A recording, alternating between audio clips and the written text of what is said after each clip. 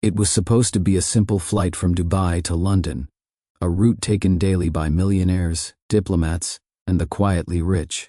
But somewhere over the Persian Gulf, under the shimmering moonlight slicing through the window panes, Flight 782 began to turn from routine to chaos. The air smelled faintly of jasmine and steel. Inside business class, whispers of deals, brands, and stock markets filled the air until a sudden tremor ran through the aircraft. Subtle at first, then sharper. Coffee spilled on crisp white shirts, and a baby's cry rose over the engines. Then came the sound no one ever wants to hear at 30,000 feet: silence. The steady hum of the turbines faded. The world outside became motionless. A single passenger noticed before anyone else: Layina Al-Rashid, the 17-year-old daughter of Arab billionaire Sheikh Kareem Al-Rashid. She had been sketching clouds in her journal, her noise-canceling headphones wrapped around her neck. When the vibration stopped, she felt it in her bones before her mind caught up. "Papa," she whispered, turning toward her father. Sheikh Kareem was on a business call, his deep voice calm and commanding, until his satellite phone died mid-sentence. He frowned, pressed the screen twice, then glanced toward the cabin crew. The seatbelt signs flickered. Then everything, screens, lights, power, went black. A flight attendant stumbled as the plane jerked slightly downward. Panic spread like wildfire. Gasps, cries, prayers. The pilot's voice never came. Layina's heart raced, her palms trembling. She looked out the window. The sky had never seemed so vast, so indifferent.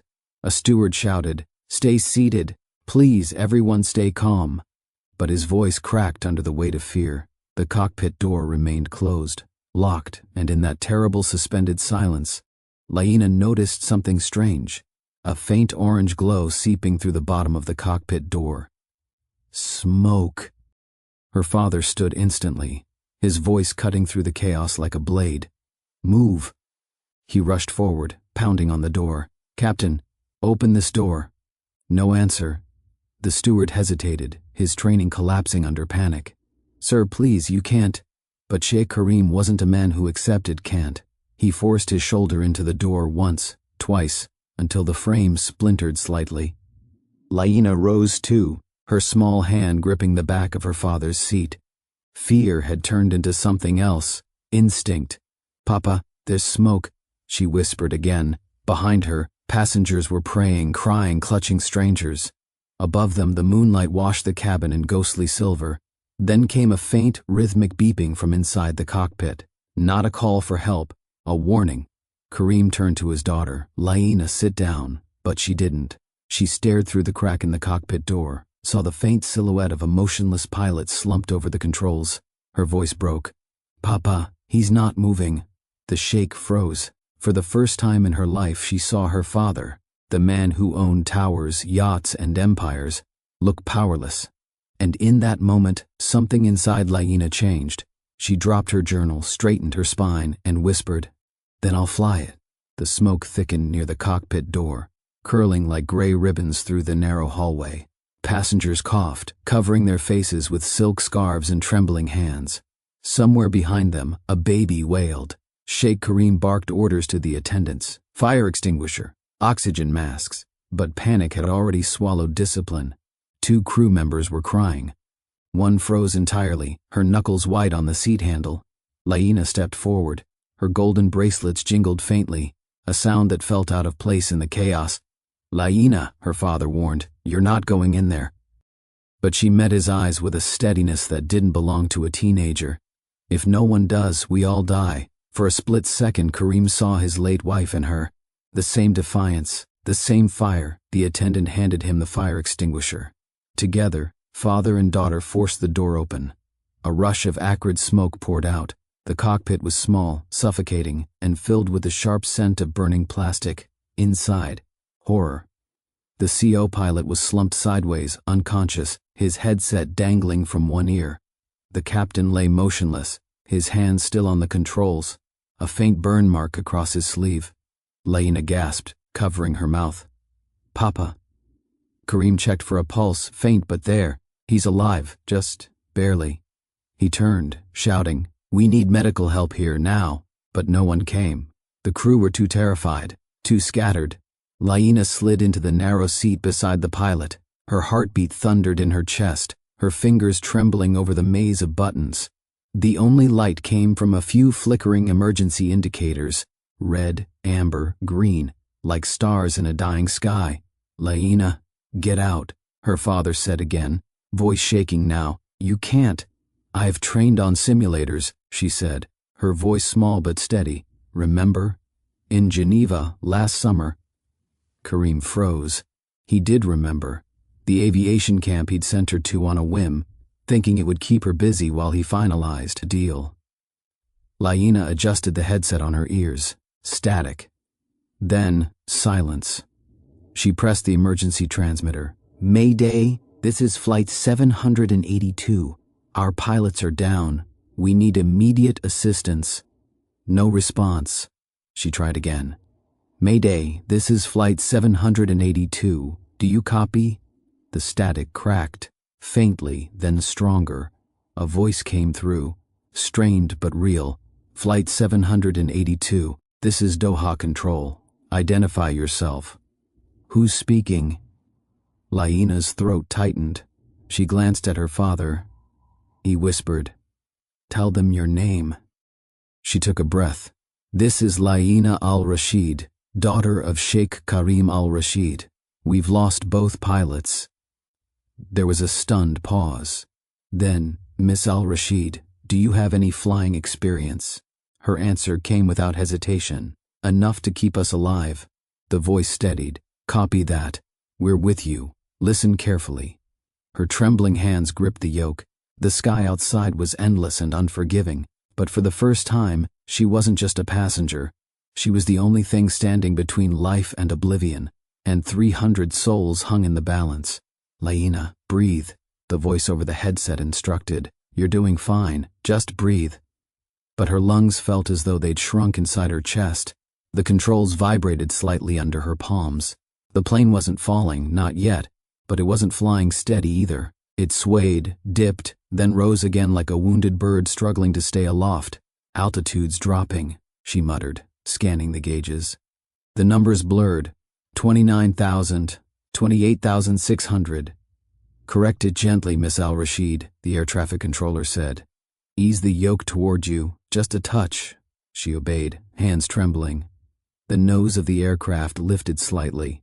Passengers in the cabin screamed as the floor tilted beneath them. Somewhere, someone yelled a prayer in Arabic. Behind her, Sheikh Kareem stood silently. For once, his commanding voice was gone, replaced by a raw, quiet fear. Watching his daughter in the pilot's chair made him feel something he hadn't in years. Small. "Papa," Layina said softly, not taking her eyes off the controls. "Open that window vent slightly. We need the smoke out." He hesitated, then did as told. Smoke hissed outward, revealing more of the flickering cockpit lights. The world outside looked calm, serene, completely unaware of the chaos inside this flying fortress. "Doha Control," she said, forcing her voice to stay even. "Both pilots are unconscious. I need to know how to maintain course." The voice replied, calmer now. "Stay level at 28,000 feet. Autopilot's offline, so you're in manual control. Can you find the navigation panel?" Layina's eyes scanned the wall of instruments. "Found it." "Good. Keep that heading. We'll guide you step by step." Behind her, her father whispered, "You sound like your mother." The words struck something deep inside her. A memory of her mother laughing at the breakfast table, tracing clouds on napkins, saying, "The sky isn't dangerous, Layina. It's honest. It gives you back exactly what you give it." Layina blinked fast, forcing the tears down. "Doha Control, I'm ready," she said. Static. "Then, we see you on radar. Flight 782. You're holding altitude." Passengers cheered faintly from behind the curtain. A few shouted her name. Others wept. For them, that small tilt upward, that single correction, felt like salvation. Kareem placed a hand on his daughter's shoulder, voice low. "You just saved hundreds of lives." But she shook her head. "No, Papa, not yet." She stared through the windshield, where dark clouds were gathering ahead, thick, bruised, electric, and then, as if the heavens themselves were listening, A jagged streak of lightning split the horizon. The controller's voice returned. Urgent this time. Miss Al-Rashid, we have a problem. You're flying straight into a storm cell. You need to change course immediately. Layina's fingers tightened around the yoke. She whispered, almost to herself, then the sky's testing me now. And as the thunder roared across the empty heavens, she pulled gently on the controls, straight into the heart of the storm. The first bolt of lightning struck like a camera flash from heaven, bathing the cockpit in a violent white glare. The sound followed, not thunder, but something deeper, a rolling growl that made the entire fuselage tremble. Layina, pull left, the controller's voice shouted through static. You're heading straight into the core. The yoke fought back in her hands, shuddering with every gust. She could feel the aircraft's defiance, a metal beast resisting control. I'm trying, she yelled, eyes locked on the horizon that no longer existed. Outside, it was all storm, swirling gray and black, clouds twisting like alive things. Kareem braced himself against the doorway, holding on to the back of her seat. Layina, listen to me, drop altitude, go below the clouds. She turned to him, soaked in sweat. If I drop too low, we'll lose radio contact. Another flash tore through the clouds, followed by a deafening crack. The plane jolted violently, sending oxygen masks swinging and passengers screaming in terror. Warning! Terrain proximity. The cockpit alarm blared over and over. Layina's heartbeat merged with the chaos. Doha control, I'm losing visibility. Static swallowed the response. For a terrifying second, they were alone. No ground crew, no radar, no sky. Only her father, and a storm that wanted them gone. Papa, I can't see anything. Trust your instruments, Kareem said, his voice steady again, the steel of a man who'd commanded boardrooms, not cockpits. You taught me that once, remember? Trust numbers, not noise. She blinked through tears and smoke, focused on the dials. Altimeter, attitude indicator. Compass. She centered each one, gently adjusting, breathing with the plane's rhythm. The turbulence eased, slightly. Good girl, Kareem murmured. Keep her steady. The radio crackled. Flight 782, this is Doha control. You're diverting east. Do you copy? Layina exhaled a sob of relief. Copy. I'm with you. Excellent, Miss Al-Rashid. You're doing beautifully. Maintain current altitude and prepare to exit the storm in 60 seconds. 60 seconds. A lifetime. Lightning flickered again, but this time it illuminated something ahead, an endless curtain of cloud breaking into pale light. Layina pushed forward. The yoke fought her one last time, then gave way. The plane burst through the final wall of gray into the open air, the sudden sunlight blinding. Passengers gasped, clapping, crying. The sky above was pure blue again, the sea below glittering like polished glass. Layina leaned back, her body trembling, her chest heaving. Kareem rested a shaking hand on her shoulder. You did it, Habibti. But even as he spoke, Layina noticed something odd, a red warning flashing silently on the far right panel. Fuel low. Her throat went dry. Papa, we're not safe yet. The storm had drained their reserves. They were clear of danger, but running out of time. The cockpit was quieter now, but not calm. Every beep, every flicker of red light felt like a heartbeat counting down. Fuel low, Layina read aloud, her voice cracking. Remaining flight time, 22 minutes. The air traffic controller's voice returned through static. Copy that, Miss Al-Rashid. 22 minutes gives us options. Stay calm. We're coordinating an emergency landing route now. Kareem exhaled slowly, his brow damp with sweat. Where's the nearest airport? Closest runway is Muscat, the voice replied. But you're still 100 miles short at current speed. Layina's hand froze above the throttle. Then we won't make it. The silence that followed was suffocating. Even the air seemed to hold its breath. Listen carefully, the controller continued. There's a private strip, an emergency landing base, about 50 miles off your path. Unmarked, owned by the Al-Masari Group. Coordinates incoming. Kareem's eyes widened. Al-Masari? He knew the name. Everyone in the Gulf did. A rival conglomerate, one his company had once tried to buy out, until the deal ended in public humiliation and bad blood. Layina caught his look. "What is it?" "An old rival," he said bitterly. "The owner would rather see me crash than call for help." The radio clicked again. "We're sending coordinates anyway, Miss Al-Rashid. You're to prepare for descent." Layina didn't hesitate. "Understood." Her father stared at her. "You can't trust them." She looked at him, eyes fierce, steady. "I don't need to trust them. I just need a runway." She adjusted the heading. The plane angled gently toward the southwest. The fuel gauge dipped another notch. In the cabin, passengers were praying again, hands raised toward heaven, whispers crossing languages and faiths. "Doha Control," Layina said. "If we don't make the airstrip, what then?" The pause before the answer was long enough to feel like truth. "Then, Miss Al-Rashid, you glide." She swallowed hard. "Copy." Her father leaned closer. "Layina, even if you land this, the world will never be the same. You know that, right?" She nodded. Maybe that's the point. The girl who once dreamed of clouds was now commanding the sky itself, while the billionaire beside her finally understood the meaning of helplessness.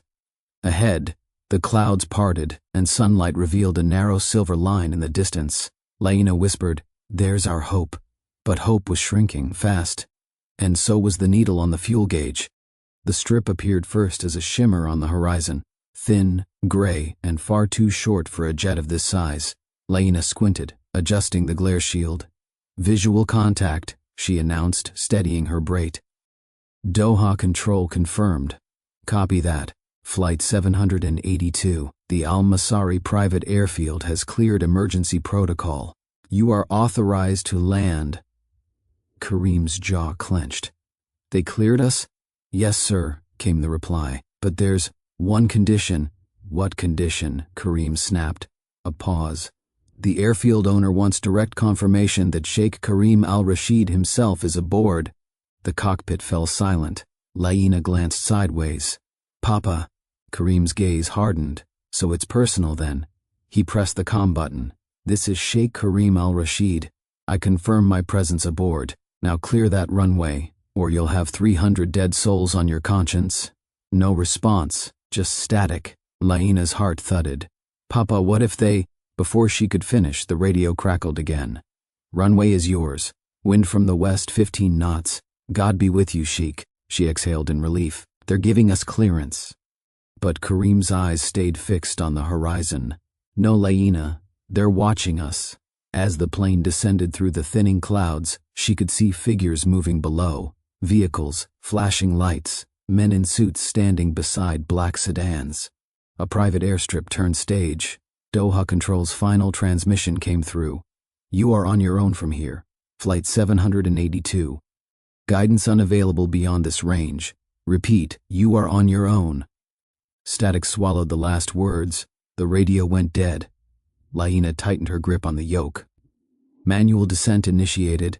The alarms began again, soft beeps turning into a chorus of warnings: sink rate, terrain, fuel critical. Her father sat behind her, hands pressed together, whispering a prayer under his breath. The passengers could feel it too. The slow drop, the tilt, the uncertain rhythm of a jet descending under the command of a teenager. Layina spoke to herself more than anyone else. "Flaps down, speed brakes half, nose steady." "Altitude?" her father asked. 3,000, 2,500. The runway grew larger now, glinting under the desert sun. A tear slipped down her cheek, though she didn't notice. "Hold together," she whispered to the plane. "Just hold together." Below, the Al-Masari convoy began to move, vehicles clearing the tarmac, lights flashing. At that moment, the cockpit lights dimmed. The last drop of fuel burned away. Every screen went black. "Papa," she whispered, "we've lost power." The plane fell silent again. Just wind, weight, and willpower left. Sheikh Kareem looked at his daughter, then at the vast emptiness ahead. And for the first time in his life, he said, not as a father or a billionaire, but as a believer, "Then let the sky decide." The nose dipped, gravity roaring through the fuselage as hundreds of screams rose behind the cockpit door. The engines were dead, the panels blank, but Layina's eyes stayed locked on the horizon line. "Pitch up 5 degrees, she muttered, voice trembling. Her hands moved with the reflex of someone born into precision, not training, not luck, but inherited fearlessness. The aircraft glided now, slicing through the wind like a silent arrow. Her father's voice broke through the chaos. "You've done enough, Layina. Let go." But she shook her head. Not yet. She reached for the auxiliary lever, searching memory for something her tutor had once said during a flight simulator at Al-Rashid Academy. "The bird always knows how to land, if the pilot listens to the air." She tilted the yoke gently. The plane leveled. Below, the runway lights blinked weakly through dust and heat haze. Layina whispered, "Come on, come on." At 800 feet, the alarm screamed stall. A red light blinked furiously. The controls stiffened. "Layina!" her father shouted. She pulled harder. Her muscles burned, tears streaked across her cheeks. The ground rushed up. Brown sand, asphalt, then shadow. The first wheel kissed the tarmac with a thunderous screech. Then another. The fuselage bounced once, twice, metal groaning like an animal in pain, before the aircraft dragged itself forward, veering slightly to the right. Layina slammed the brake lever. Tires exploded. The cabin lights flickered, oxygen masks swinging wildly above screaming passengers. Then, silence. The plane stopped just meters short of the boundary fence. For a full 10 seconds, no one moved. The air smelled of smoke, sweat, and disbelief. Then a slow clap echoed from the cabin. A trembling businessman stood, still clutching his rosary. She did it. Applause broke out, first hesitant, then thunderous. In the cockpit, Layina sat frozen, breathing hard, her hands still gripping the dead controls. Her father touched her shoulder gently. "You just landed a jet, Habibti," he whispered, voice cracking. She turned to him, eyes wide and glassy. "We're alive?" He smiled faintly. "Because of you." Outside, fire trucks and black SUVs raced toward the plane. Emergency crews poured foam on the landing gear. Cameras flashed from the perimeter, but among the first to arrive was a tall man in a charcoal thobe, flanked by guards, his face severe, lined, unreadable. Sheikh Yusuf Al-Masari, owner of the airfield and Kareem's oldest rival. He stared at the aircraft for a long moment, then at Layina stepping out of the cockpit door, soot-streaked and trembling. "Who landed this jet?" he demanded. Kareem stepped forward, shielding his daughter. "She did." Yusuf's expression didn't change. "A girl?" Layina's voice, though tired, carried clear. "A pilot." The desert wind caught her hair as she spoke, and even Yusuf Al-Masari, who bowed to no one, lowered his head ever so slightly. Not in shame, but in respect. The night after the landing, the Al-Rashid palace glowed with restless energy. Reporters flooded the gates, drones hovered above the marble courtyard, and the world whispered the same name, Layina Al-Rashid, the billionaire's daughter who saved 312 souls mid-air. Inside, the great hall was quiet. The chandeliers had been dimmed, the music silenced.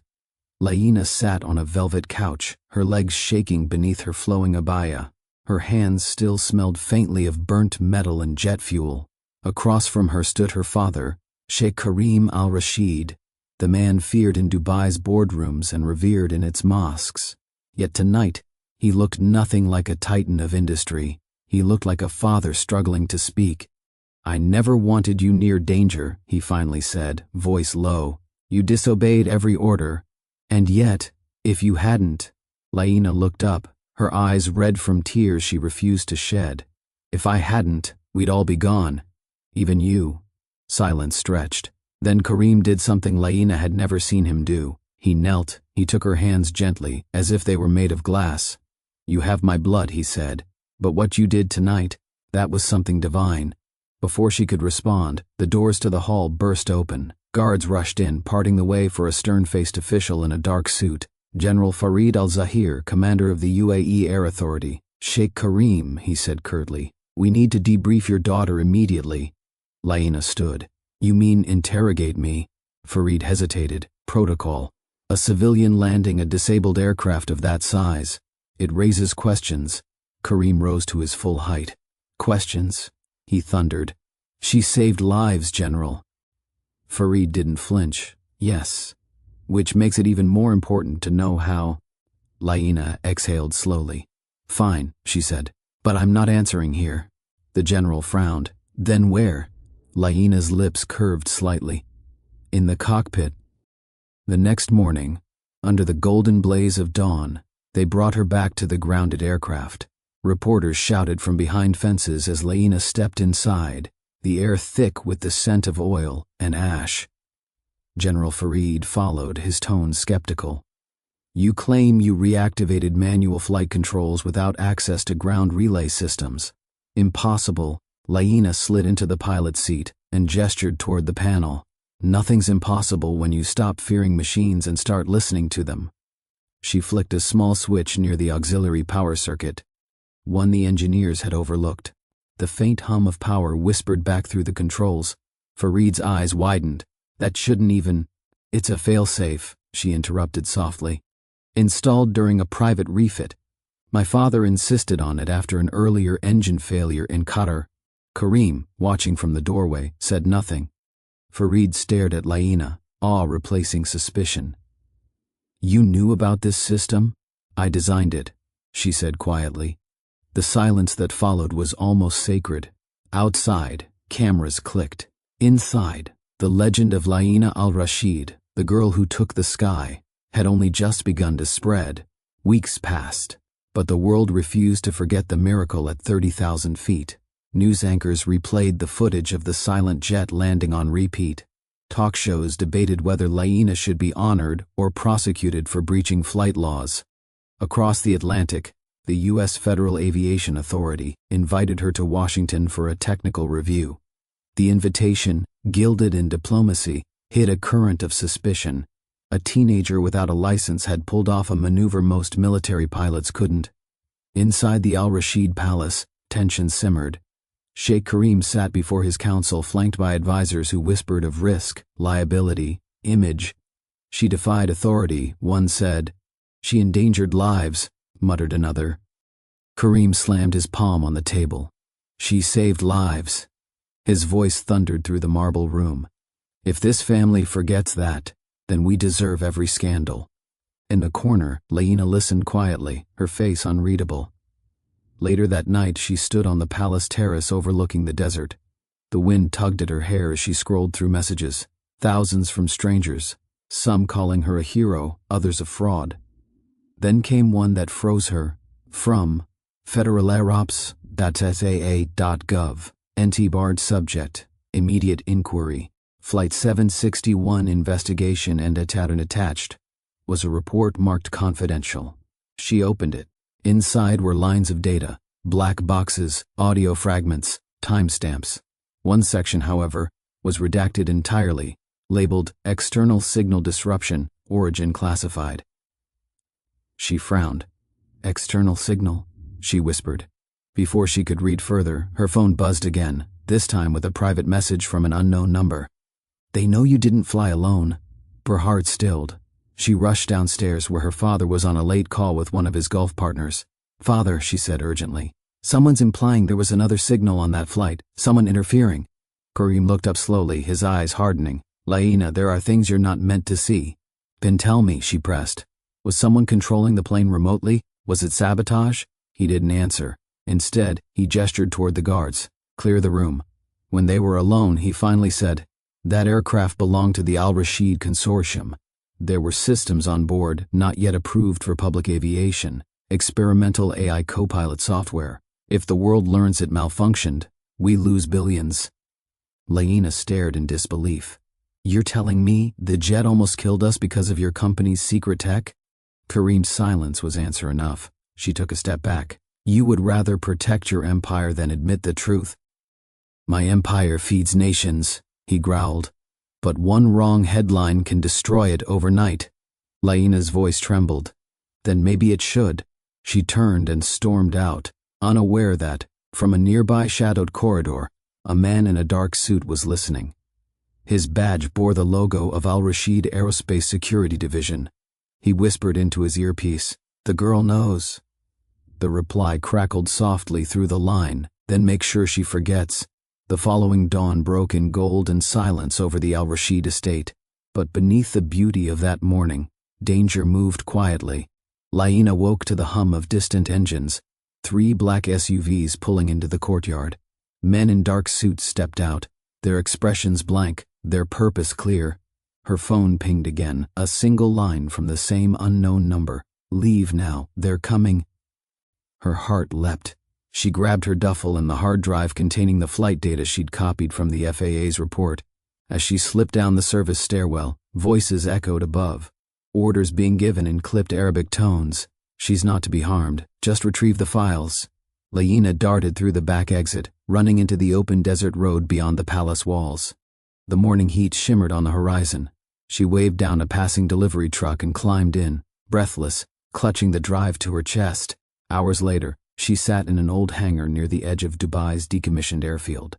The same place where she'd learned to fly as a child, under her late uncle, Captain Rahim. Her fingers shook as she connected the hard drive to a laptop. Lines of encrypted data flickered to life. Behind the logs, hidden deep within a subfolder, she found something chilling. External command access. Signal rerouted from private satellite. Al-Rashid Orbital Systems. Her father's own company had been controlling the plane, but why? As she pieced it together, she realized the horror. The experimental AI system was meant to demonstrate autonomous safety control for investors. It was supposed to prove the aircraft could land itself, but when it malfunctioned, the pilots lost all command, and the passengers nearly paid the price. Layina's flight had not been an accident. It had been a cover-up. Before she could react, headlights flared outside the hangar. A sleek car screeched to a halt. Her father stepped out, flanked by security. "Layina," he called, voice heavy with emotion. "Please, come home." She stood, her eyes fierce. "Home? You tried to erase what I did. You risked all those lives for a deal?" Kareem's shoulders sagged. "You don't understand the world I live in." "No," she said coldly. "You don't understand the world you're destroying." She held up the drive. "The truth is right here, and if anything happens to me, every news outlet from Washington to Doha will have it." For the first time, the powerful sheikh looked powerless. His eyes glistened, not with anger, but regret. "What do you want?" he whispered. "I want accountability," she said. "You built your empire on fear. Build something new, on truth." He stared at her for a long moment. Then slowly he removed his cufflinks, the symbol of the Al-Rashid legacy, and set them on a crate between them. "Then take it," he said. "Take everything, make it right." Layina didn't take the cufflinks. Instead, she placed the hard drive beside them. "I don't want your empire, Father. I just want it to have a soul." Months later, news broke across global networks. Al-Rashid Aerospace pledges full transparency after AI malfunction cover-up exposed by Aris. Layina Al-Rashid, appointed to lead new ethics division in aviation technology, and in a quiet hangar far from the cameras, Layina stood beneath the same aircraft she had once landed in terror. This time, she smiled. "I don't fly to escape," she murmured. "I fly to remember who we can be when fear lets go." As the engines hummed to life, the sunlight caught her reflection in the cockpit window. Calm, strong, unbroken. Sometimes power blinds the wise and silence protects the guilty. But one act of courage, even from a daughter defying her father, can ground empires built on lies and teach the sky itself the meaning of truth.